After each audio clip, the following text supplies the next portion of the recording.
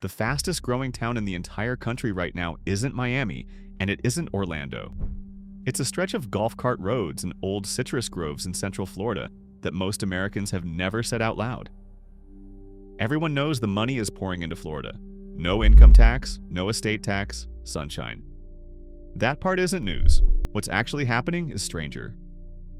Florida added something like 15,000 net millionaires last year alone, more than any other state in the country, and a huge share of that money is skipping straight past Miami and Palm Beach.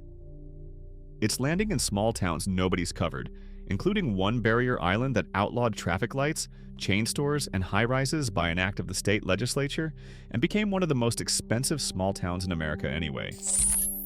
Stick with me and subscribe, because these are the 11 small Florida towns the money found first. Number 11 is Dunedin. Cyclists roll off the Pinellas Trail onto a main street lined with craft breweries, Dunedin Brewery, Seventh Sun, Woodwright, just west of Tampa Bay. A generation ago, this was a sleepy citrus packing stop most of Pinellas County drove past on the way to Clearwater. Today, the median home here runs around $450,000, still climbing even as the rest of the county cools off. What did it? A 39-mile bike trail in a downtown you can actually walk. Remote workers priced out of St. Pete are moving in right behind the breweries, and Dunedin is turning into the trail town Pinellas County didn't know it needed. Number 10 is Wildwood. Golf carts outnumber cars on streets that were mostly orange groves a decade ago, on the edge of the sprawling retirement mecca of the villages. In 2022, about 18,000 people lived here. Now it's over 36,000. The population has doubled in 3 years, and U.S. News just ranked it the fastest growing town in the entire United States. The median home sells for around $366,000, up 8.6% in a single year. This isn't just retirees anymore, it's their kids and grandkids following the money into a town built for golf carts. Wildwood became the proof of concept for how fast a Florida nobody's town can turn into somebody's address. Number 9 is Ocala, the self-declared horse capital of the world, with more than 2,200 horse farms scattered across Marion County. Then in 2020, a private developer opened the World Equestrian Center, a $500 million show complex with its own hotel and stadium arena. Land near the facility has gone up more than 300% since it opened, with prime acreage now running past $140,000 an acre. And yet the median home in Ocala is still one of the cheapest per square foot in the entire state. Two completely different markets sharing one zip code. A $290,000 starter home a few miles from Horseland that costs more per acre than Beverly Hills. Number 8 is Mount Dora. Antique shops and Victorian gingerbread porches line a bluff over Lake Dora. An hour from Orlando's theme parks and a world away from them. Florida Living magazine once named it the state's friendliest small town, and it shows. Roughly half the residents here are 45 or older, most of them retirees who cashed out of bigger cities. The median sale is around $385,000 now, appreciating 5 to 8% a year for most of the last decade, driven almost entirely by Orlando area buyers who wanted the porch and the antiques instead of the theme park traffic. Number 7 is Babcock Ranch, a town that didn't exist before 2018, built from scratch on 18,000 acres of former ranch land east of Fort Myers, and powered by its own massive solar array. When Hurricane Ian tore through southwest Florida in 2022, Babcock Ranch kept its power on while its neighbors went dark for weeks, and buyers noticed. Homes here now sell from the high $200,000s up to $4 million. Developers have moved more than 5,000 of them, and it ranks among the fastest-selling master-planned communities in the country. Babcock Ranch sold people something Florida hasn't been able to promise in years: a hurricane that doesn't turn off the lights. Before the next town, one number explains why all of this keeps happening.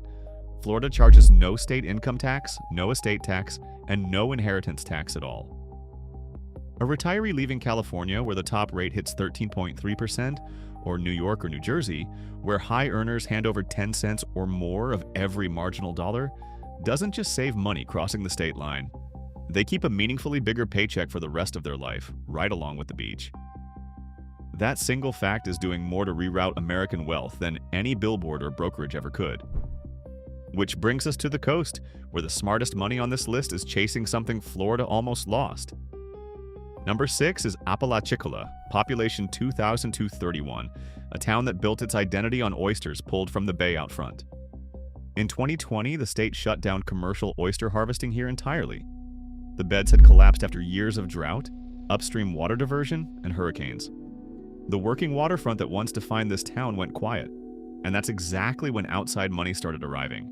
Median home values now sit around $295,000, with historic homes pushing past $1 million, as remote workers and retirees buy up the 19th century houses that survived only because nobody wanted this town badly enough to tear them down.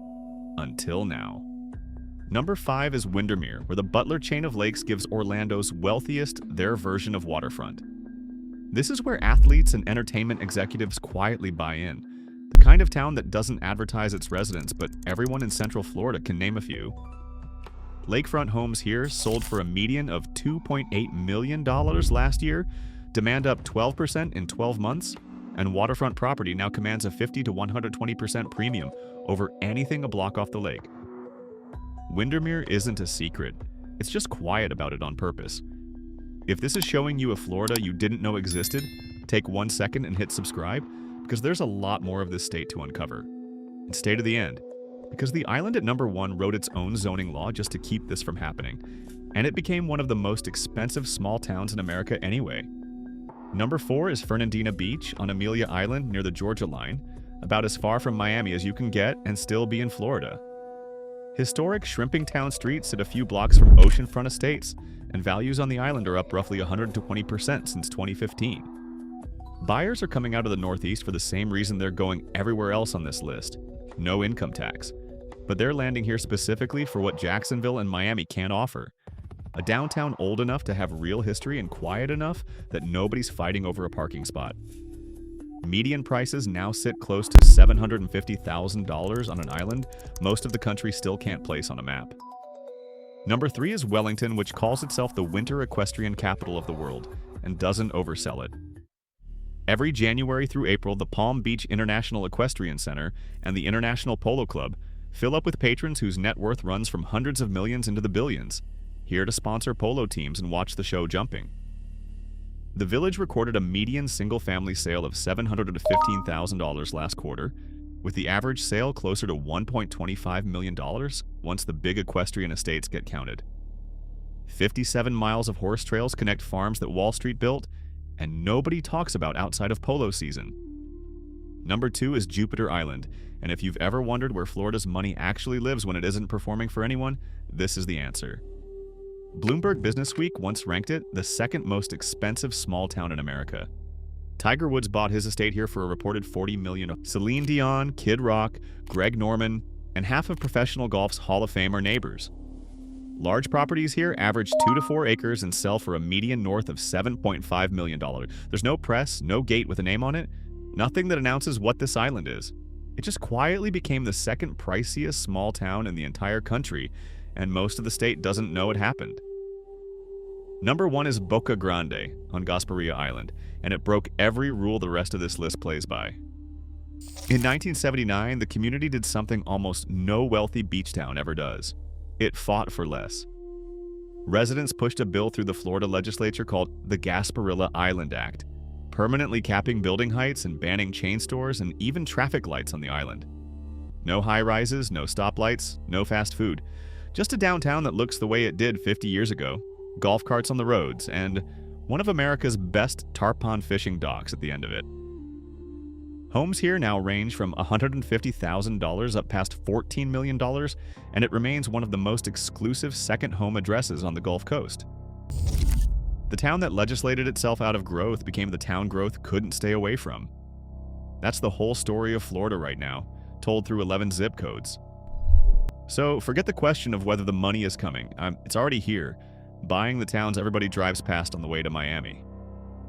The real question is which town on this list your town becomes. The one that cashed the check, or the one that wrote a law to keep the gate closed? Tell me in the comments which of these 11 you'd actually live in, and which one hurt to watch change. And if you want to keep finding the stories behind where the money actually moves, subscribe and stick with me, because Florida isn't done surprising you either.